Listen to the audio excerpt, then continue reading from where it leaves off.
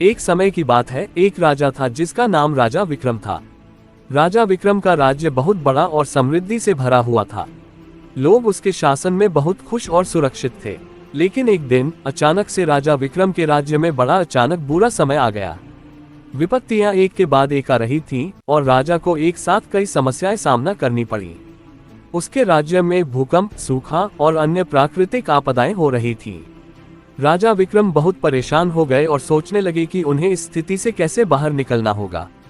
वह अपने मंत्रियों से सलाह लेने के लिए गए।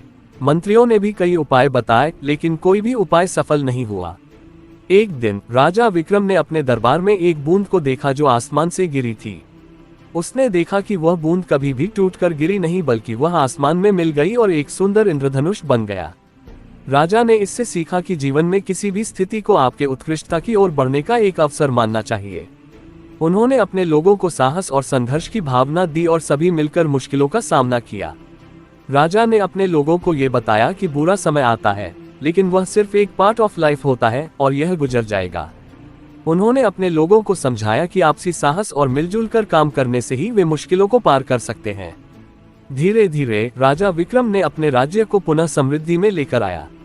उनकी नेतृत्व में उनके लोगों ने मिलकर समस्याओं का सामना किया और राजा विक्रम के साथ मिलकर उन्हें पार किया। इस कहानी से हमें ये सीखने को मिलता है कि जीवन में बुरे समय आते हैं, लेकिन हमें उनका सामना करना है और उनसे सीखना है। हमें कभी भी हार नहीं माननी चाहिए, बल्कि हमें उत्कृष्टता की दिशा में बढ़ना चाहिए।